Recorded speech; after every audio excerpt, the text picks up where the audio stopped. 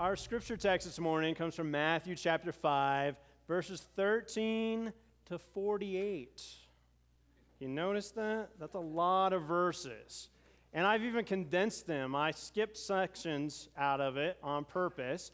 And because there's such a long text, though, I wanted to kind of vary up the voice up here. So I have asked Mia Robinson to come up here and help me read the scripture this morning.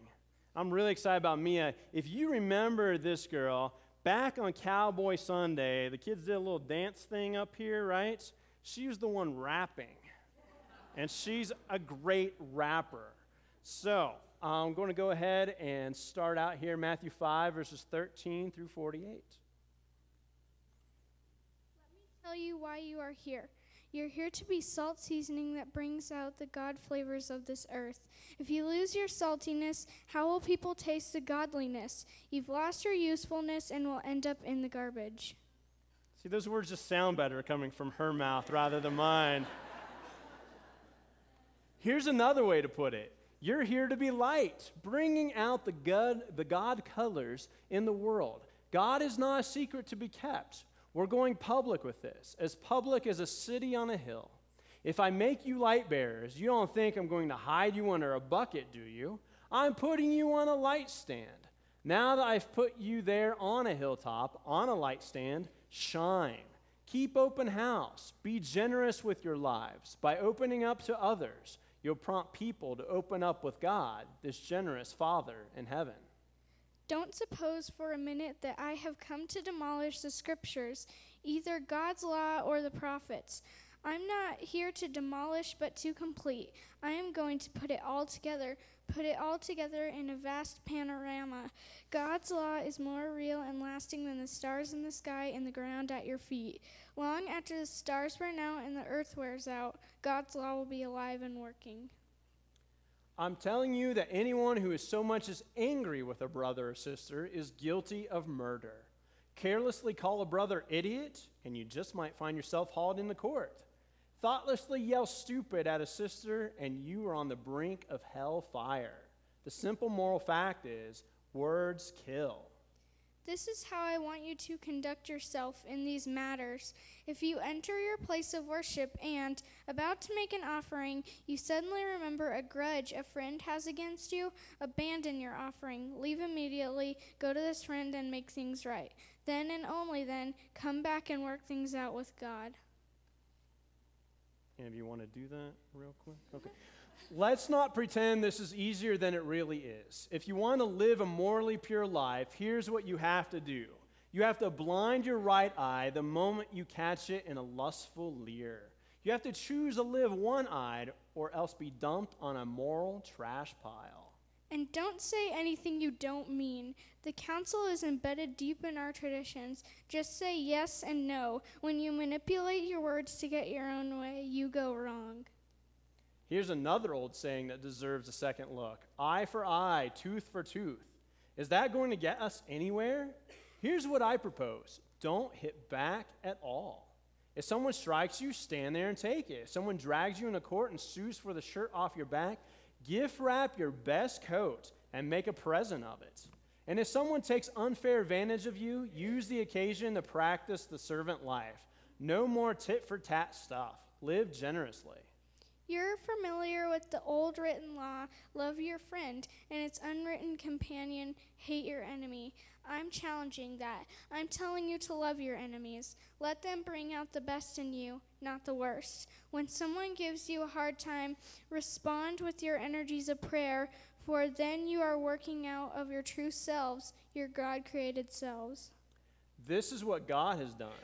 God gives God's best, the sun to warm and the rain to nourish, to everyone, regardless, the good and bad, the nice and nasty. If all you do is love the lovable, do you expect a bonus? Anybody can do that. If you simply say hello to those who greet you, do you expect a medal? Any run-of-the-mill sinner does that. In a word, what I am saying is, grow up. You are kingdom subjects. Now live like it. Live out your God-created identity. Live generously and graciously towards others the way God lives towards you. Let's give me a round of applause this morning. Thank you for reading so well. And you can be seated. A long scripture text, and she did such a great job. Hard words from Jesus this morning, right? Whew. Wow. Weeks ago, I decided we are going to do a series through the Sermon on the Mount. And last week, doing the Beatitudes is the beginning of the Sermon on the Mount, which is a lot better words to hear. Blessed are these, blessed are those. And we go, oh, that's good, that's good. I like the blessed stuff. Today, hellfire here, gouging out eyes over there. Whew. Come on, Jesus, lighten up, right? Be a little easier on us. Life's hard enough with having to live up to those expectations, right? I mean, seriously, that is a tough thing. Well, my sermon today is entitled Trivial Pursuits. And the reason why is I believe a lot of times we go through our days and we get to the end of the day and we look back and go, did I make a difference? Was that day really, in the scheme of things, that important? Did it count?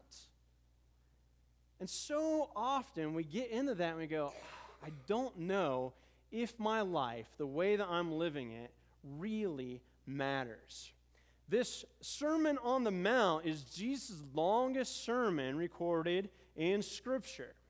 And as a whole, the three chapters, Matthew 5, 6, and 7, embody the teachings of Jesus. Like if you want to say, what does Jesus think about our world and how should we live? You could turn to these three chapters and, in summary, get the concept. Like you could basically toss out the rest of the Gospels and still get Jesus and what Jesus was all about from these three chapters. And when he gave the Sermon on the Mount, it transformed the world right there at that moment.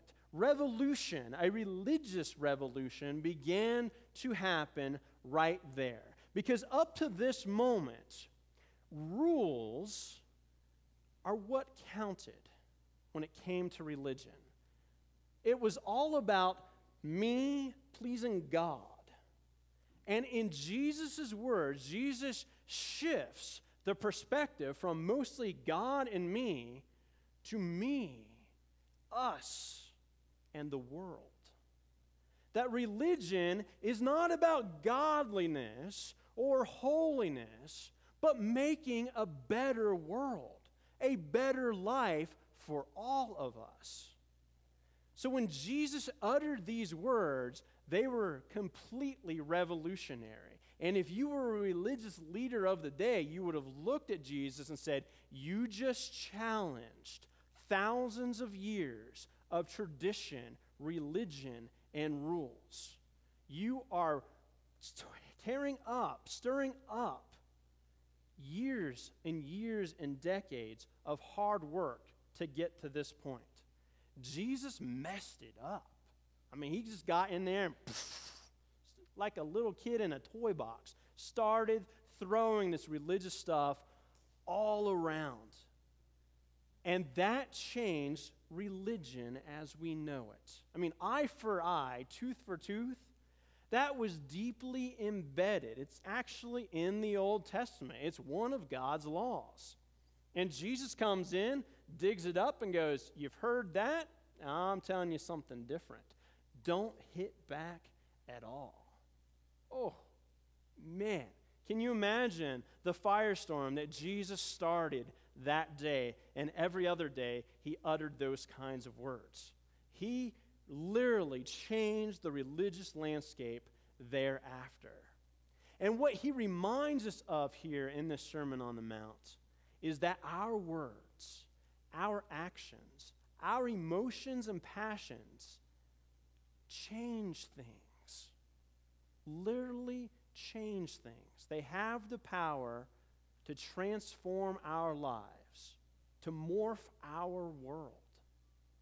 What we say, what you say, what I do, your emotion, my passion, it can change things. It's not just about, ooh, I need to stay in this rule so that God's happy with me.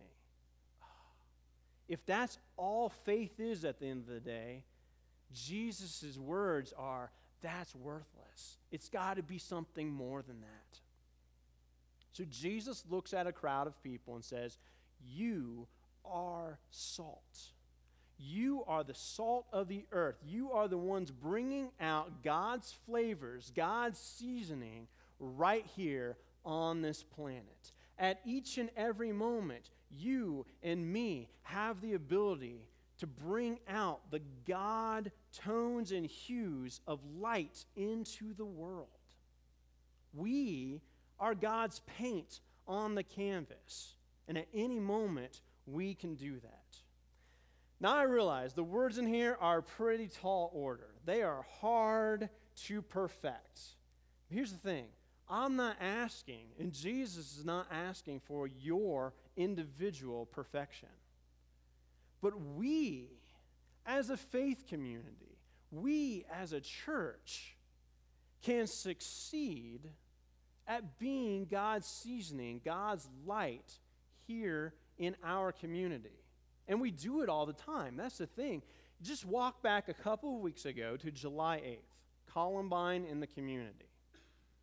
Can you tell me of a better way to be God's seasoning than the service projects we did that day?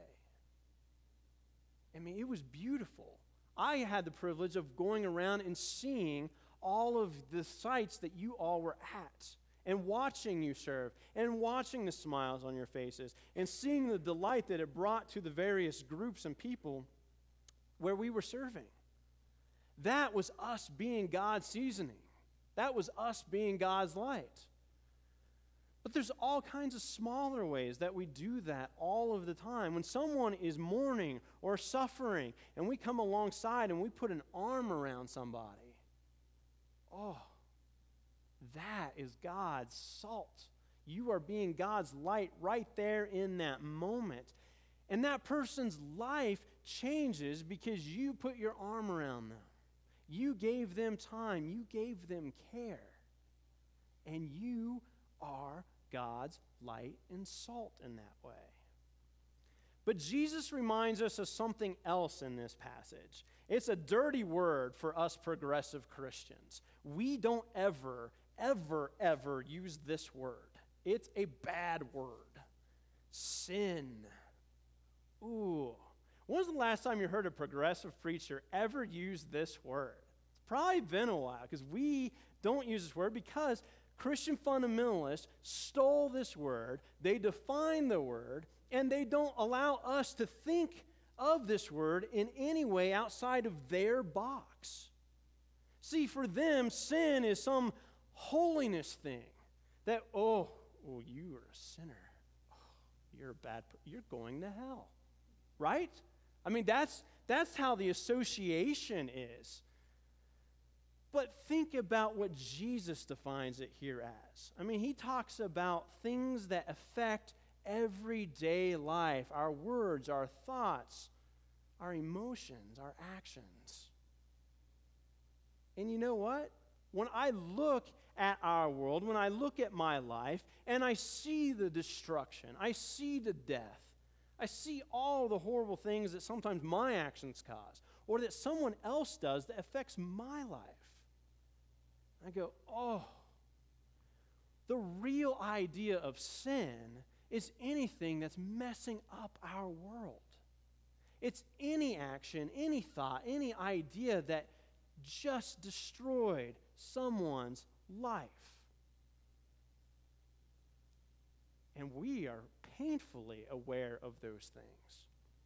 We know what it's like to have someone say something to us or do something to us, and it crushes our life that day, and sometimes for days thereon after. That is what sin is. And it is in our world. It is in our lives. But here's the thing. Jesus, in the midst of telling us this, telling us that, wow, your words have a lot of power to destroy, is also telling us that our words and actions have a ton of power to bring life and goodness and happiness. The good life. Life finally. The life we all want to have. a life that's not trivial. In Jesus' words, reminding us of the evil that we can cause, reminds us also of the great good that we as a community can bring and that we as individuals can bring at any particular moment. Jesus reminds us that in a circumstance, we have this amazing power to do good or not to do good, to bring life or to bring death. The good life is possible in any particular moment or circumstance. And Jesus' words here, Jesus' teachings, show us how. And so I'm going to take us through some of these things. Now, this is a pretty powerful image. This is the image of a hand around a child's neck, and that hand is a conglomeration of painful labels and words, the names that we call one another, and how they shape our lives, how they strangle our lives, how they bring death into the everyday. Words can kill. Ooh. I mean, we're painfully aware this week that bullets kill. We know that. But we also know that just like bullets, words cause damage that goes on and on and on. That words can be just as painful as a bullet. That a particular label given by a teacher or by a parent can shape you, can destroy you from that day on. Words matter. But just as words destroy, I can share a word with you. I can share a positive label and put it on you, and it becomes life for you. It transforms your very existence. And from that day on, you live into those positive words. You live out that life and love. So just as powerful as the words can destroy, they can revolutionize a person's life. Ooh, I love that part about Jesus' teaching. I love that he revolutionized religion that day because that reminds us, yes, I can be God's salt and light right here with what I say to someone. Jesus said, if you walk in the worship and you start singing and you start praying, you start offering, and you realize that you have something wrong with another human being out there, get up right now. Leave this place. Go find that person. Wow. Powerful. Once again, revolutionary as far as the way that we think about religion and spirituality, because in our minds, there's nothing more spiritual than prayer, right? There's nothing more spiritual than coming to church and singing, right? And being good little boys and girls. But the truth is, what Jesus shares with us is, get up out of your seat, leave this place. This place is not nearly as important as going and finding reconciliation with the people in our lives. Wow.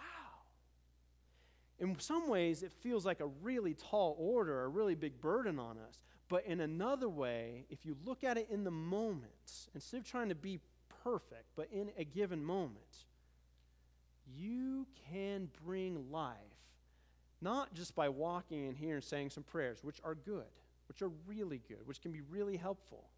And sometimes coming in here reminds us that we need to go back out into the world.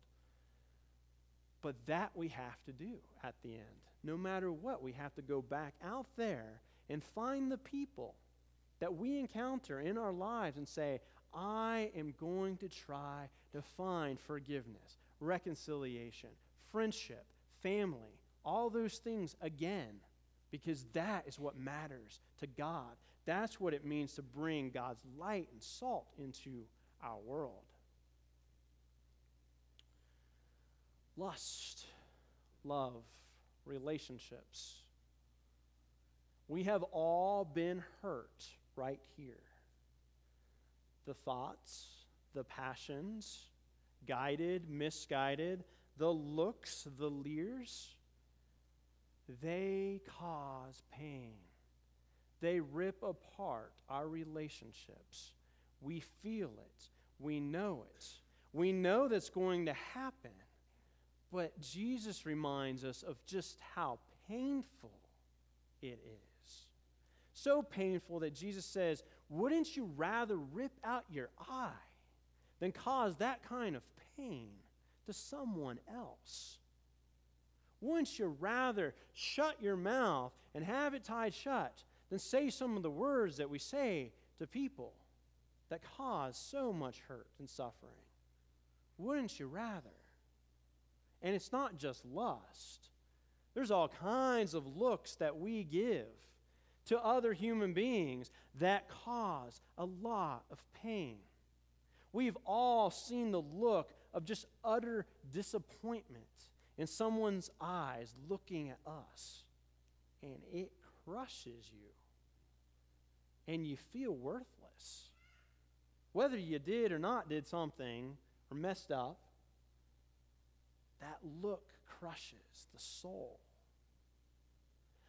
But on the other side of that is the power of our looks to bring life. You can look at someone with grace and caring and love, and it changes their day.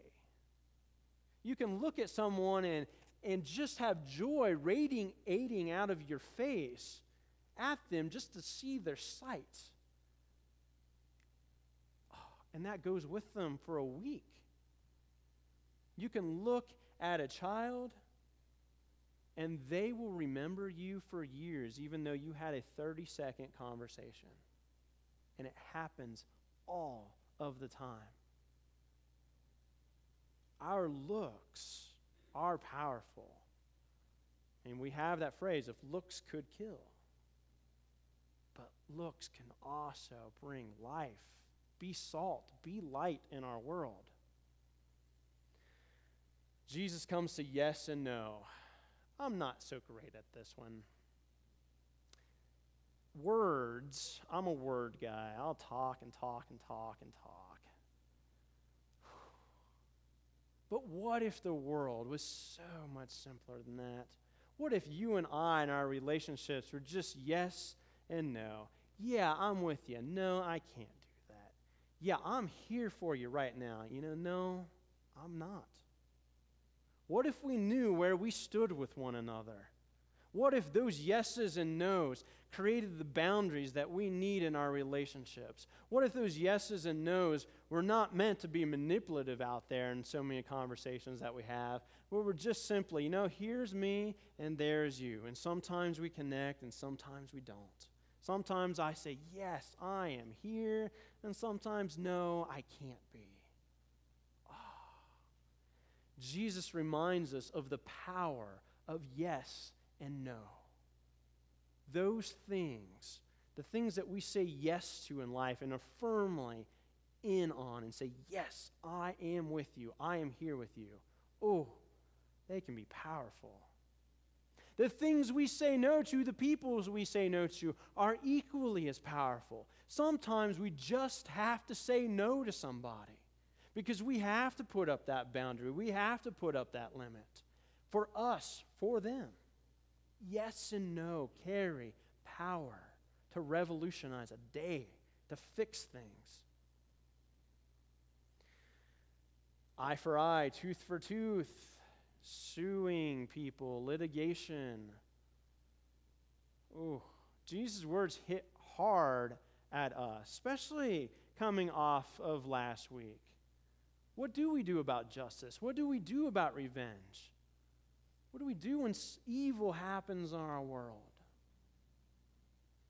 And there's lots and lots of stuff in the Bible about it. Some of it agrees with what Jesus says here. Sometimes some of the words kind of go a different direction. But Jesus reminds us here in this passage that for us, as the community of faith, we do not have to exercise our rights.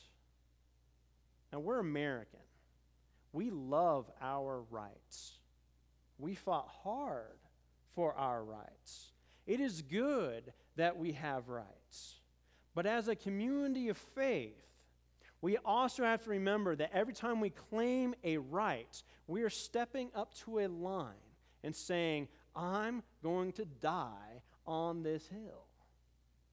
Every time you assert your right to another person who also has a right, you are going to have conflict. And Jesus reminds us here that we can step back from that. We can step back from having our right.